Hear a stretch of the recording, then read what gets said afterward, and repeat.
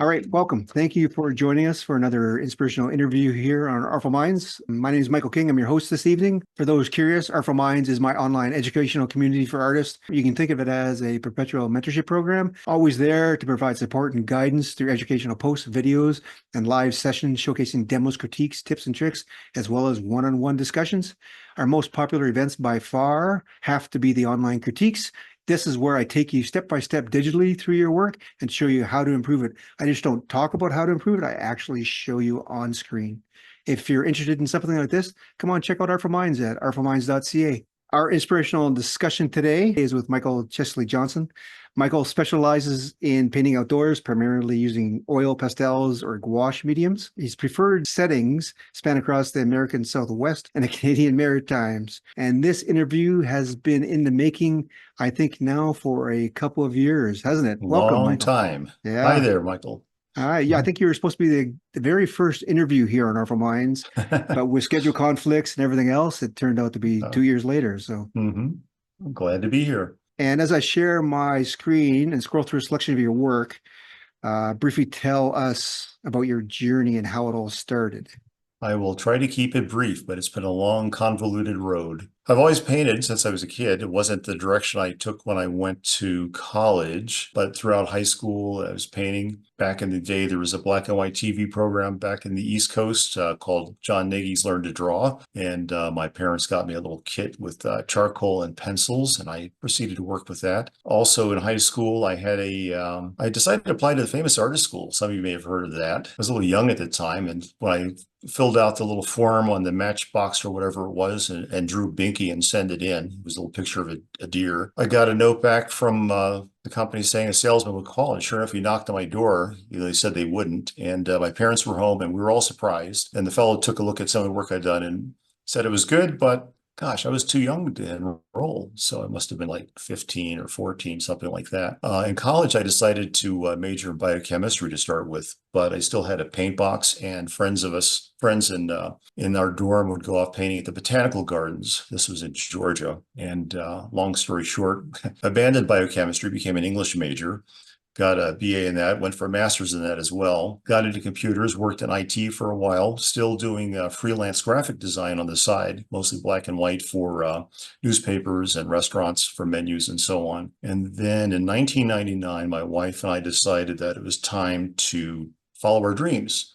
So we just up and left, sold our house, sold our car, moved out west to New Mexico. We were living in Vermont at the time. I took a pastel course one day, and it was a one-day workshop, and it just opened my eyes to painting again.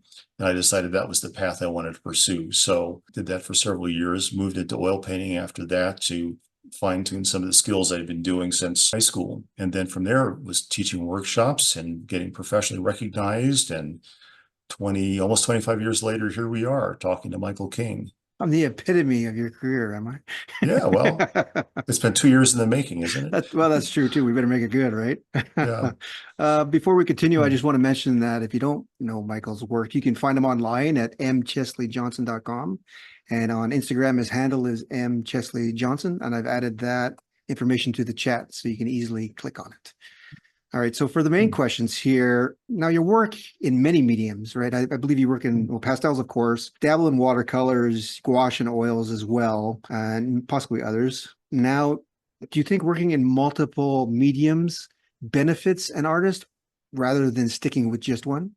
I think it absolutely does. Just to clarify, I work in both pastel and oil. Those are probably my two main mediums. Watercolor, not so much. Wash is fairly new to me. I started doing that 2 years ago. When the pandemic hit, I wanted something like most people, just that would kind of be relaxing, give me some mental freedom. So I started painting gouache every day, just going into the canyon behind our house here in New Mexico and every day spending hours doing gouache. That was 2 years of time. But yeah, I think working in the three mediums has certainly helped me as a painter. One of the things I learned with pastel was mark making.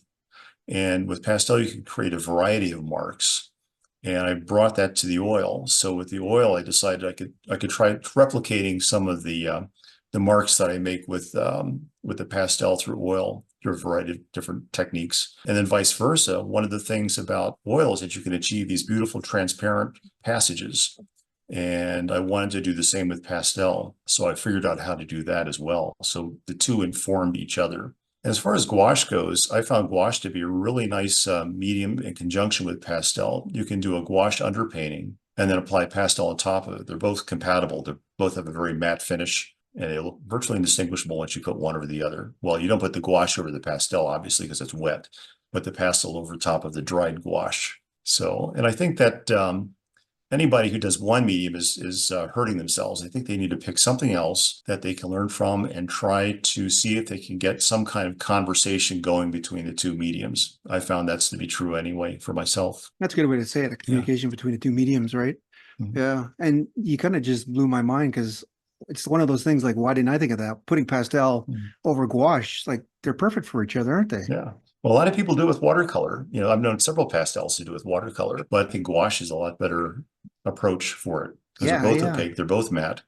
That's right, for sure. Now, Mm. I started off in pastels too, and Mm. one of the questions is here is how important is mark making in your work? And with Mhm. pastels, it's critical because it can show you Mhm. the way of a plane or shape or Mhm. etc. Right? Mhm. But how did that mark making translate into oils, especially because well, Mhm. gouache is a little bit easier, but oil, Mhm. it's an entirely different game. Yeah. How did you manage Yeah. that? Well, a lot of the oil that I end up using is more of a dry brush approach, I guess I'd call it. I use a fairly absorbent surface so that the oil kind of gets absorbed or sucked out of the paint. And I don't use a lot of medium or thinner with the oil paint. So with the brush, you get more of a dry brush effect and can kind of look like pastel in some ways. I could show you here, but I don't have my Yeah, paints yeah. and I'm just trying to think pastels. about it. Yeah, But because just I was try to thinking, imagine that. yeah, I was thinking maybe like scumbling, but not really. It's more like applying that thick Mm, paint, and it turns mm, into more mm, of a paste, mm, really, once it starts mm. getting absorbed, right? Yeah. Well, if you look at the portraits and the work done by Nikolai Fechin, not sure if you're familiar with him or the folks out Yeah. here, or if you're in New Mexico, you probably have heard of him. But a lot of his work is done in a very absorbent ground, and he's got a very similar approach with the mark making. I In didn't know fact, he that. would lay his paints out on newsprint, so it would absorb most of the oil. So it was almost pasty in some sense. So when you apply it on an absorbent ground, in addition to that, it really gives you some interesting textures and strokes. Yeah, yeah, I could see that for sure. I've heard of actually artists putting their paint down on cardboard and Mhm. letting it sit for half a day, Yeah. so you get a much more of a paste paint instead of Yeah. the Mhm. oily paint, right? Yeah. Mhm. No, that's fascinating. Yeah. I want to jump into, well, kind of your plein air work. Mhm. Plein air in itself is all, we sometimes we consider them finished paintings, sometimes we consider them Mhm. studies. Mhm. It all depends how far we get along on them, right? Mhm. But taking those studies and taking them larger, like let's say, for example, 9 by 12 to a 30 by 40, Mhm. what obstacles do you come across when taking something so small to Mhm. something so large? Well, there are two big obstacles you run into. One is sheer boredom, trying to take that thing and expand it. And the second thing is, how do you fill all that space? I mean, 9 by 12 is like what, 108 square inches, and 30 by 40 is like 1,200 square inches. That's a lot of extra space to fill. So going to the studio with that concept is a whole different game. You have to find ways to make it interesting. You have to find ways to fill the space. You have to find ways to not make just a big copy of the little plein air piece you created. So a couple of ways I get around all of this is I consider the plein air piece to be more of a jumping off point or departure point. So rather than just trying to take it and make it bigger, I'm thinking, okay, what can I do design wise? A lot of times when I'm working out in the field, design isn't necessarily at the top of my mind. I'm thinking more about light and color and shape and capturing more of a feeling.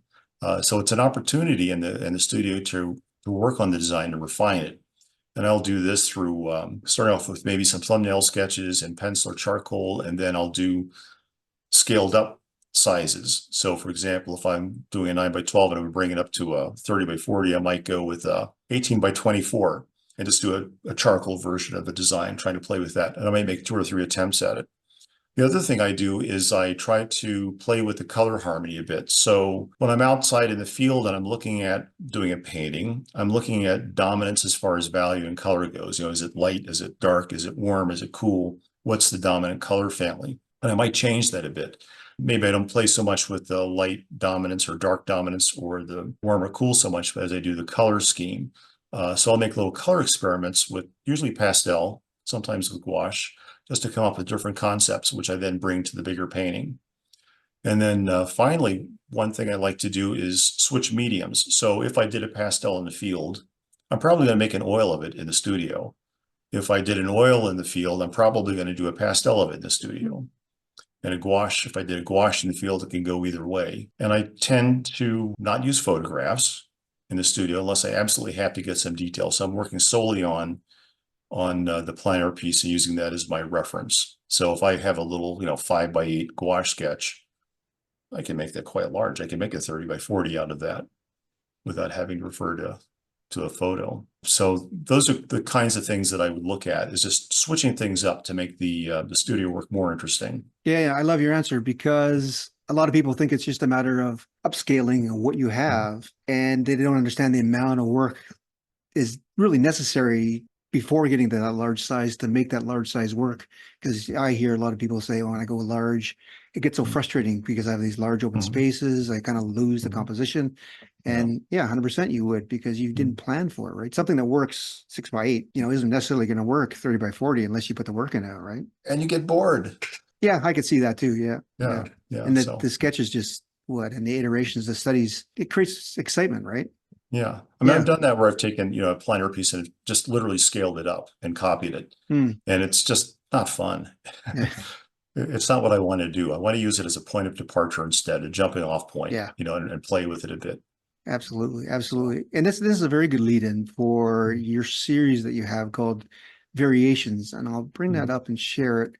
And it's just the same scene repainted over and over. Now, can you talk about sort of why you did this and what the benefits of this would be? And what I was trying to do was to reach a level of abstraction that I was happy with. I tend to be somewhat literal in the field. And the process I went through here was just trying different tools, like a knife or a brush, saturating the color palette somewhat, pushing the color scheme a little bit, basically taking the same design and just modifying the attributes of color, temperature, value, the mark making I was doing, and just trying to get less literal with it and a little more abstract. There was one there that was mostly big shapes with just color, didn't have a lot of detail in it. That was kind of, I think, the final one I did that I was most happy with. I think one of the things I've been trying to do in my painting career recently is it's not a paint for the market so much, but more paint for me. And I tend to prefer to see paintings that tend to be a little more abstract. So you take a landscape and you simplify it, you abstract it, you still have the essence of it there, but it gives you more opportunity to play with pushing color, pushing value. I know Scott Gallatley is in the audience here somewhere, and I took a workshop with him last winter where he was abstracting landscape in a variety of media. And I really enjoyed it because it really forced me just to kind of forget the literal and just move it into a different realm. Oh, absolutely. So I really appreciate that, Scott, if you're still there. Yeah, absolutely. If you want to learn how to abstract the landscape, Scott Gallatley's the guy for sure, right? Like, shout out to him.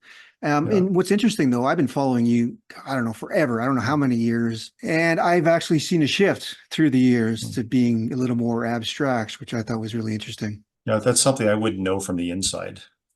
Yeah, you follow your attraction, I guess, right? And your drive more than anything, right? Yeah, pretty much. And there are always people who say, well, can't you make it a little more realistic or representational? And it's like, yeah, I could, but I'm kind of happy with where it's going. So I try not to listen to those other voices. Well, no, don't you say, yeah, well, that's $1,000 extra. Yeah, exactly. Yeah, for sure. Briefly, when you talked about plein air, you said you're all about capturing the light and whatnot, but I'm sure somewhere in the back of your mind, composition is bouncing around. And I want to bring it up because, artists, when they first start or really want to start learning how to paint, they eventually will hit that wall of composition, right? And so they'll learn numerous compositional guidelines on how to apply them, et cetera, et cetera. However, I've been finding with experience comes a lesser need for these guidelines, but the painting's design and composition get better. What do you think about that? Abandoning the rules and just exploring. Yeah, I think that's true. When we first started out painting, composition is touted as one of the big important things you're supposed to be doing in your painting. And it is. So we study composition. We read books like Edgar Payne's book on outdoor painting. I think it's called Outdoor Composition. And inside the book, he's got these great references where he has taken They're little thumbnails. They're really tiny little thumbnails, but they simplify the landscape. They're examples of what he's seen and how he simplifies it. And he's sorted it into all these different designs that you can then use as templates. You can literally take the book out in the field, open it up, and pick a template, and that's what you go with when you're painting. So that's the kind of thing you look at, as well as, studying things like the golden mean and golden sections and things that require a compass and a protractor and a ruler and lots of time, which I don't do. But there's also another good book it's by Arthur Wesley Dow, who's one of George O'Keeffe's teachers. I think the title is Composition, Line, Value, Color. And in it, he talks about how you really want to look at good art and intuit or absorb the designs that you see so it becomes intuitive. So you're not actually studying principles like balance beams and U shapes and things that we're all familiar with. It becomes more an intuitive process. And I think that's important, is to look at good art. I agree with Dow on that, and develop an intuitive sense through your own practice and observation of what design would be like. Albert Handel wrote a book too called Intuitive Composition, which is a good book that folks should look at. He addresses that pretty directly in his paintings. I think it's out of print now. He's got a couple in the Intuitive series. One's Intuitive Light and the other's Intuitive Composition. Both good books. Do you find though, but I don't want to say your compositions have become more simple, but how else can I say it? Do you find your compositions have become less complicated, I guess, as you've progressed throughout your career? I guess, I'm tending to abstract or simplify things a bit more. And I guess you could say it's become simpler. I wasn't really aware of that, but yeah, maybe. I mean, a couple of times for studio paintings, I have actually gone through and have played with grid systems and golden means and so on, just to see how it works. And it just seems so contrived. So instead, I'm just trying to just take a intuitive, just put it on the canvas approach and see how it works. And I think that doing those, the thumbnail sketches and also those larger, can't call them thumbnail sketches, but they're value explorations, I guess, design explorations. That's been very helpful. I'll take a sheet of newsprint, a stick of charcoal, and just figure out the proportions I need. And then using the broad side of the charcoal, I'll just block in big shapes. And then using an art gum eraser, I'll erase, just go back and forth with the eraser and the fine charcoal until I get something that's pleasing. And, I don't know if it fits any formal design necessarily, but it works for me and people seem to enjoy it. That's a great idea. It keeps it really simple, right? Yeah. Yeah. And you're just working with two values, basically. It's black and white. Yeah, And just see absolutely. how it works out. The fact that it's newsprint, it's cheap. You don't care about it. It has no value. Yep. And you're just using a piece of vine charcoal or a charcoal stick and an art gum eraser. You can just play back and forth with this until you're satisfied with it. And I have to agree with you. There's nothing more contrived and tedious than the golden mean. Yes. Now you paint in two entirely different locations, kind of the Southwest New Mexico area, and Yes. then Capobolo Island in New Brunswick. One's being for sort of one environment very, very red and orange, and probably the other one being a lot of blue and greens. Yes. But is there anything comparable in the two locations that kind of unite when you paint? There is. It's the openness of the landscape. A quick story. I was teaching a workshop in New Hampshire, which is mostly trees. And I was dumped down on the side of this little pond and told to do a workshop. And it was all trees. It was claustrophobic. I couldn't see anything beyond the pond and this set of, pine trees. So I'm much more of an artist who likes to get out into the open. So on Campobello Island, for example, which is it's like 9 miles by 3 miles. It's a small island. It's got broad ocean views out toward the Atlantic to the east, and then you're looking out toward a bay out to the west. It's just open. You can see sky, you can see water, you can see cliffs. And out here in the Southwest, it's the same thing. You've got mesas and deserts and valleys and canyons, just lots of open territory. So I think that not only can I breathe because I'm out in the open air, but I think it opens you up to more design possibilities. A lot of the designs tend to be horizontal because you are looking at the broad landscape. So I think that suits my nature more than something that would be tighter in like a square format where you might have more vertical diagonals and things you might encounter more in a treed area, like that pond in New Hampshire with all the trees. Yeah, no doubt, right? Yeah. Yeah. And I can't remember if it was some information I read from you or just recently from someone else that they treat kind of the open ocean, the vast ocean, much like land, the desert. Yeah.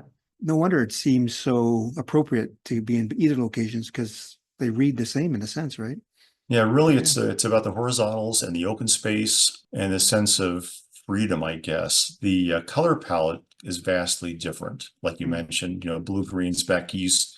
Now here it's more red, orange, it's more warm colors. Where I live, I'm at 7,000 feet, so we tend to have a bit more greenery than we do down on the desert floor. It's not quite as dramatic as it could be further down in altitude. I often get the question asked, what colors do I use in different locations? I don't. I use the same color palette no matter where I am. So, Sorry, Michael. I think I have to get you to unmute because I muted you by accident. I how's was that? too fast on the trigger. Sorry about that.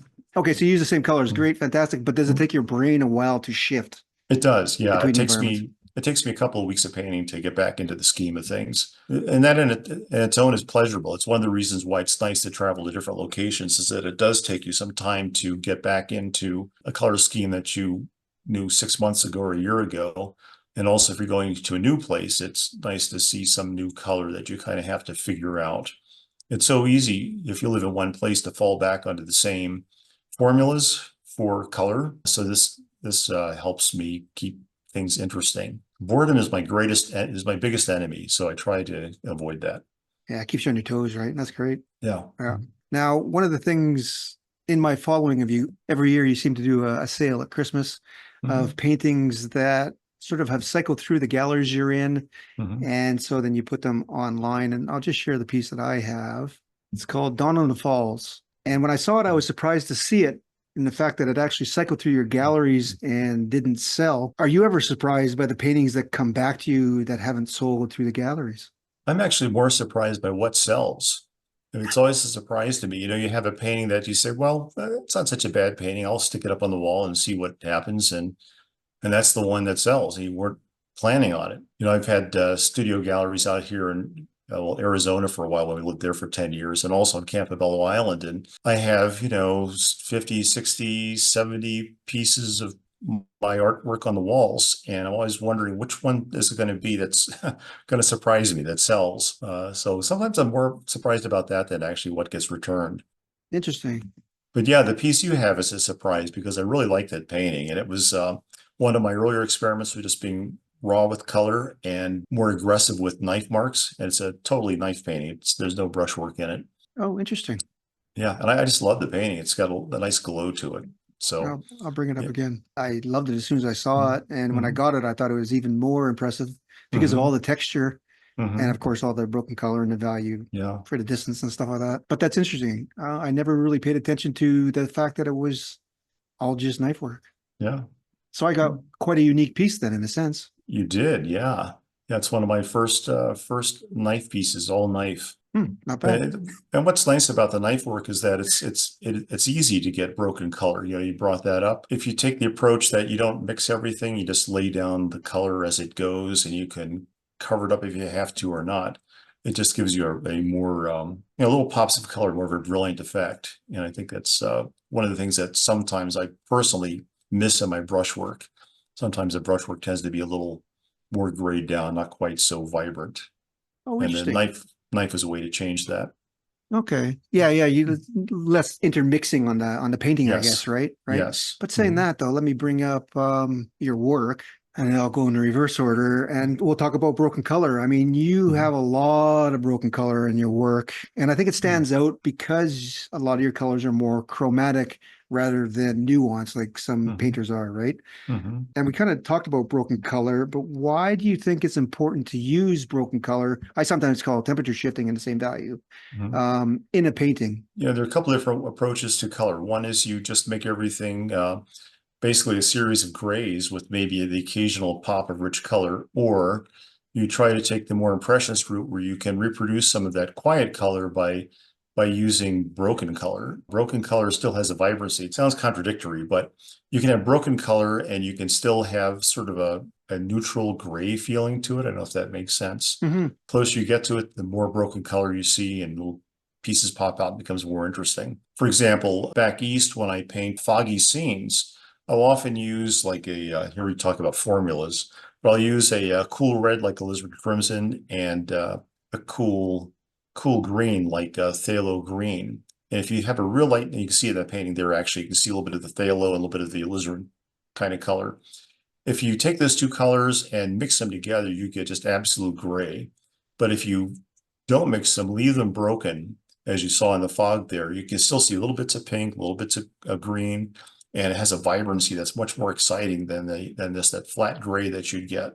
And I think that's an important thing or an important step for artists out there trying to make their leap into better or more interesting paintings is to fully understand the broken color. Yeah. Generally, it usually happens within the same values, right? So Right. for your sky, for example, very close in values. Even in this piece, for example, we'll zoom into these rocks, right? And now if this is just all one shadow, it would not be as interesting as the blues, the reds, the greens, a higher vis red, but you squint and generally all these are the same value. And that's where the dance happens, right? Yeah, the key is you want to maintain the integrity of the shape. So if you squint a bit, you can still see the, here I'm pointing at my screen, that doesn't work, does it? You can see the shadow shape quite clearly, but if you open your eyes a bit, you start seeing the color in it, and you can start seeing some of the variations in value. The key is to vary the value sometimes a bit, especially for those bounced light areas in the shadows, but you still don't want to break up the, you want to maintain the integrity of that shadow mask. So you can't make those lights so light that it breaks it. You want to maintain it. But yeah, you can see the little pops of color in there, which is kind of fun. Let's say sometimes I'll just go in with a real pure color, like just a dab of ultramarine blue in a shadow area. And although you don't see it at first, it kind of enlivens that shadow area. And then if you look closer, you'll see that little pop of blue. Yeah, it's an amazing thing you can do, right? And you added a good bit of advice there. The nuance of a slight value shift here and there really helps the play of vibrancy or the dance or vibration, right? Question coming from John. You mentioned that you combine gouache and pastels. When do you use both mediums? What paper or board do you use? Well, with I'm speaking of using gouache and pastel, I'm talking about using the gouache first. That becomes an underpainting.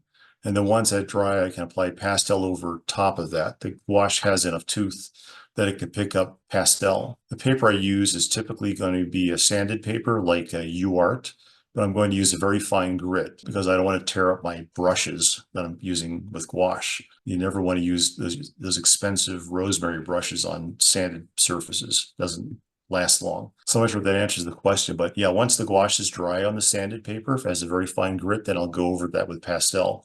And typically I'm not using a heavy application of pastel because I want that underpainting to still stand.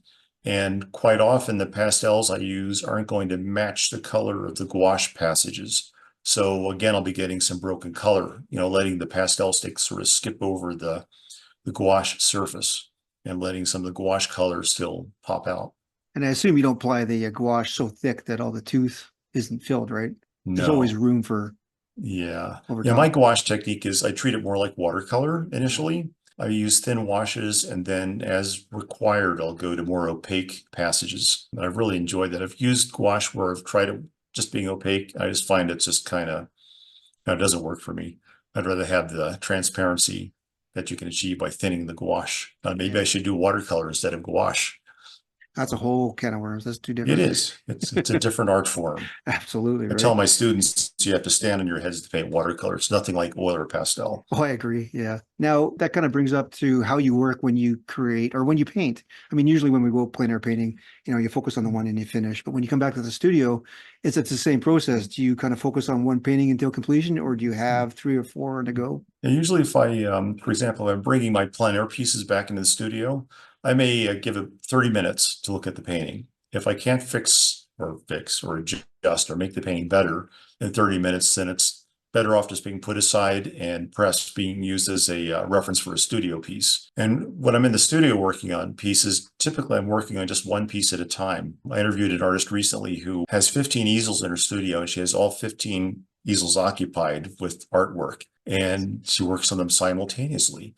And they have similar color schemes, so there's not an issue with trying to go from jarring color changes. But I can't do that. I have to kind of work on a project, see it through. I might give a studio painting once I think I'm 95% there, to stick it on the shelf for a week or two and then go back to it and look at it and make a few minor changes. But typically at that point, it's pretty close to completion. Nice. All right, but that brings us into how do you know you're finished? Sure, you kind of put it on the shelf and you let it sit, but how do you know the piece is really done? That's probably the toughest question in the world. I usually just say, well, you just kind of, you're done with it. But, really, I'm looking at what goal did I have when I started it? And when I teach my workshops, I talk about going out with four possible goals. One is to do a finished painting. One is to gather reference material for the studio. Another is to explore an area. And the other is to work on a skill or a problem.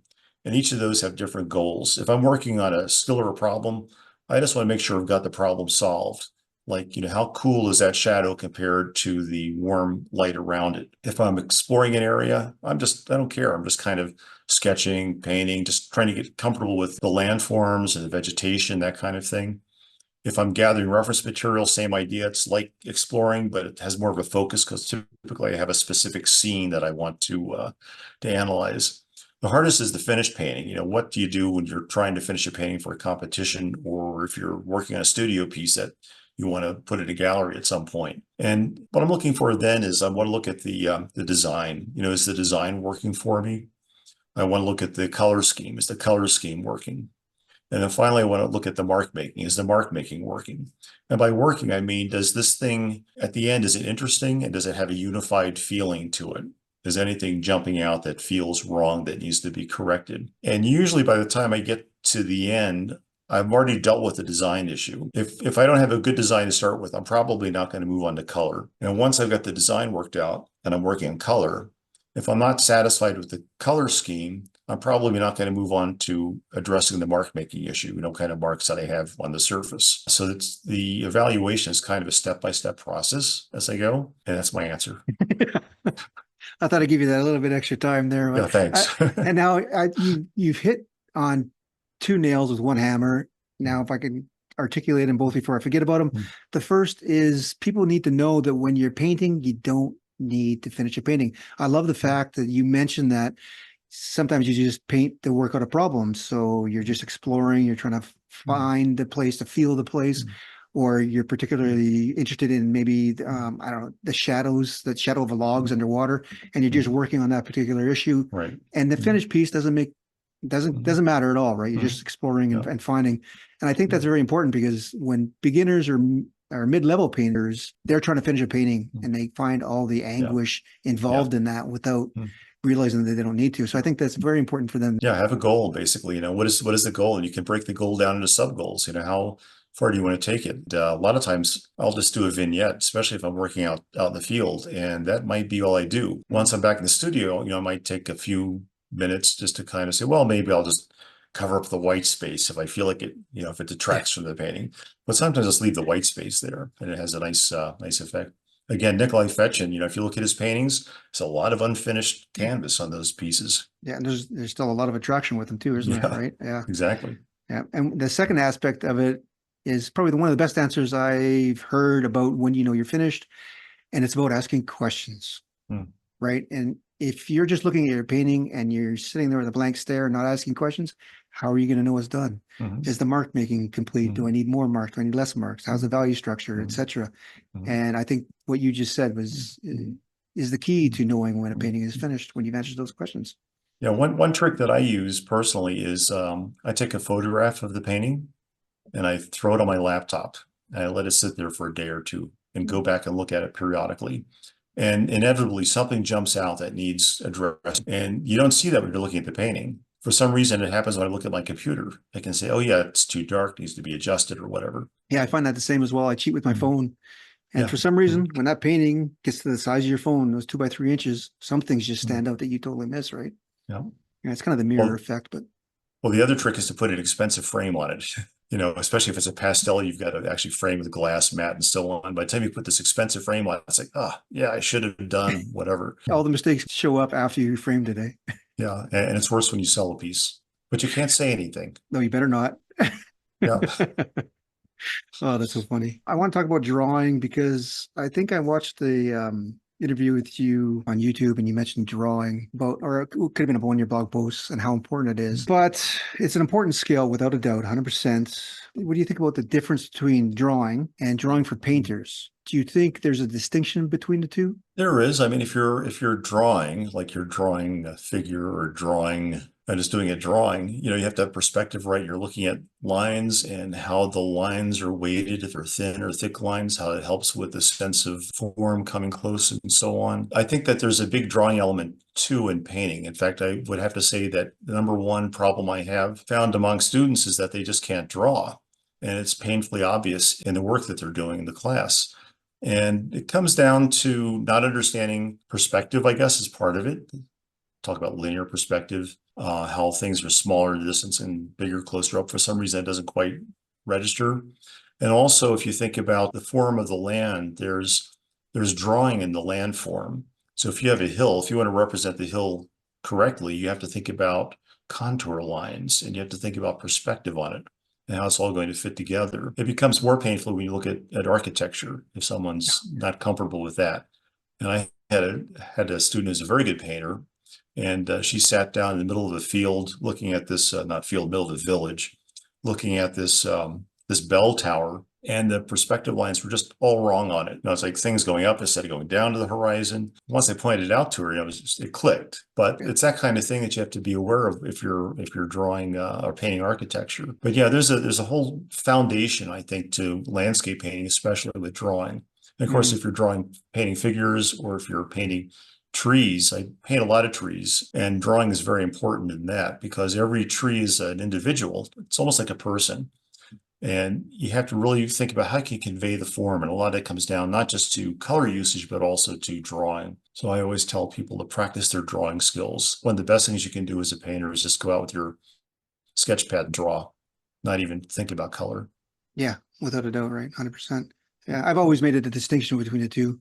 But I think you're right. If you're going to be a landscape painter, whether it translates into urban or just a landscape itself, understanding the basic rules of perspective and depth and all that, very, very important for sure, right? Well, on the other hand, too, if you're shooting for more abstraction, kind of like something Cézanne would have done, it's all about flattening the landscape, and the drawing is anywhere near as important. It's more about shape, color, value, and drawing doesn't seem to be quite as important in that particular kind of painting.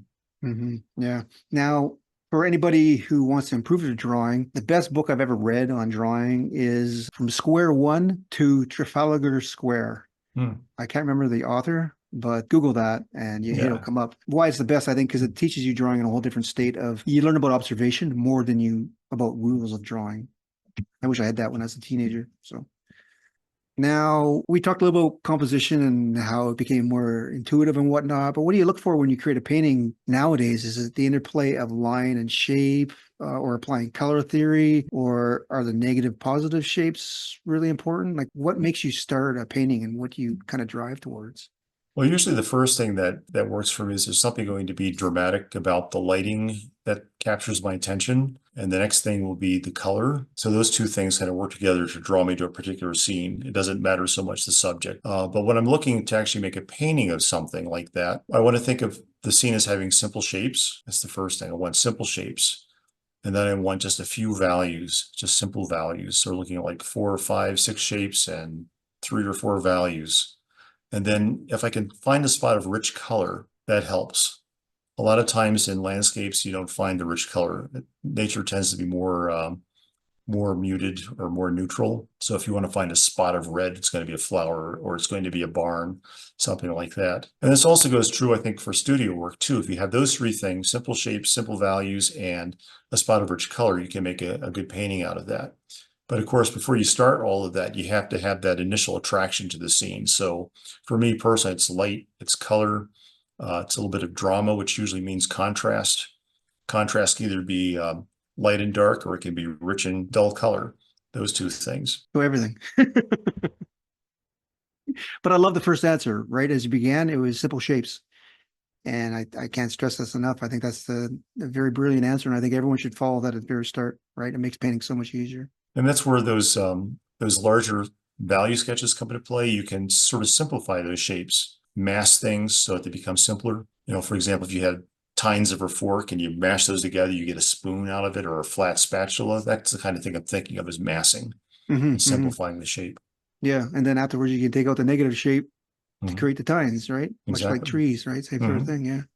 Absolutely. Now, you mentioned that my painting was one of the first that you did with a palette knife. Since then, or in your career, are there any tools that you go to besides the brush or have created for painting? Squeegee, spatulas, anything? I use anything. I'll use my fingers. I'll use a pencil. I'll use the end of a brush, the opposite end. One of my favorite tools recently is it's a tool that Gamblin Colors, Artist Colors came out with recently. It's called a gesso and ground blade. And what it is, it's Like I a don't have it right squeegee here. applicator, right?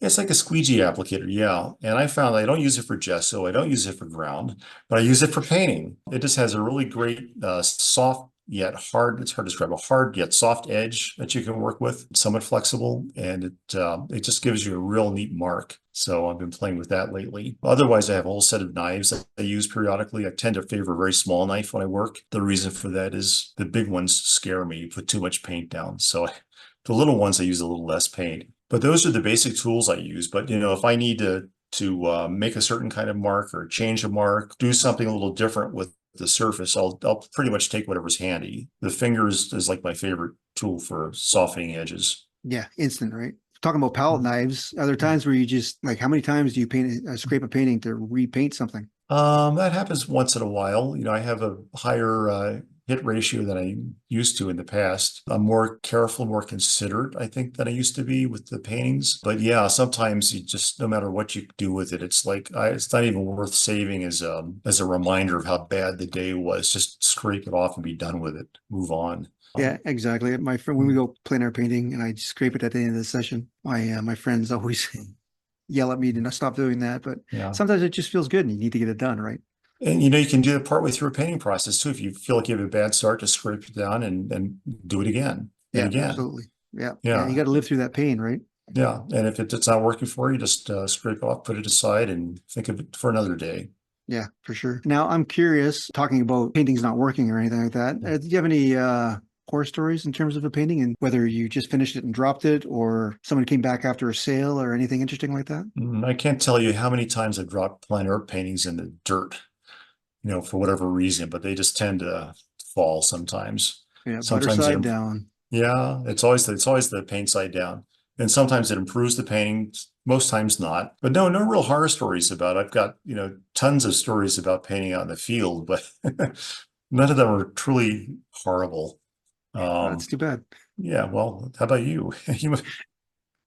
Oh, yeah, but I don't want to get into it. Okay. But this is a good lead in terms of feeling failure. How do you approach the feeling of failure from rejections of gallery applications or rejection from shows or just rejection from those paintings that come back after they cycle through the galleries? Kind of how do you handle that? Well, I think you just acknowledge that, life isn't always fair and that there are a lot of painters out there and they all have their day. And if today's not your day, then you just say, okay, well, that didn't turn out so well. So I'll wait for the next day and see what happens. One of the things that's happening recently is I'm of an age and I've been painting long enough that I remember where when you entered shows, you had to take a 35 millimeter slide, take the slide out of its mount, use opaque mylar tape to crop off everything that wasn't the painting, stick it in a new slide, ship that off to the judge or whoever is doing the work. It raised the bar. I mean, it was such an onerous task that there weren't that many people doing it. But today, you can take a snapshot with your phone, then drag it into Photoshop and crop it and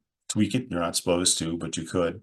And you email it in. And there are many, many more people, I think, entering shows today than there were 20 years ago because it's just become technically so much easier to do that. So I think there are many more people entering shows and competitions. I think it becomes harder and harder as time goes by. If you're an artist of a certain quality, certain level, you find that the odds are against you more than they were. So it's just something to be aware of. And that, having also judged a lot of shows, I have a list of criteria I go through when I'm looking at artwork on the walls or on my computer. Ultimately, you come up with, 10 first place winners. How do you decide? Well, it becomes kind of a gut reaction at that point. You pick one. The one that appeals to you personally. It's more of a personal call than something that you can say, well, this person satisfied this other criteria. So you have to acknowledge if you're entering these shows that if you don't get in, maybe your piece was excellent, but the judge just picked somebody else's for whatever reason. You can't assume that there's some vendetta against you.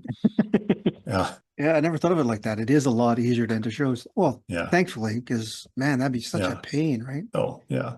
For Yeah, sure. it was a pain because the slide didn't always turn out. You'd have to Yeah. take like 5 shots under different lighting conditions to try to get it right. And then maybe one of the 5 would be okay or maybe not. Yeah, it was a process. Yeah, for sure. Damn. Mhm. A little more technical question came in. When you're painting plein air, what Mhm. paper do you use for gouache and how much grit is needed for the additional pastel? I Mhm. guess they're looking for a grit Yeah. quantity. Yeah. Well, if I'm working outside, well, first of all, gouache is something I do mostly plein air. I rarely do it in the studio because I like working in a small format.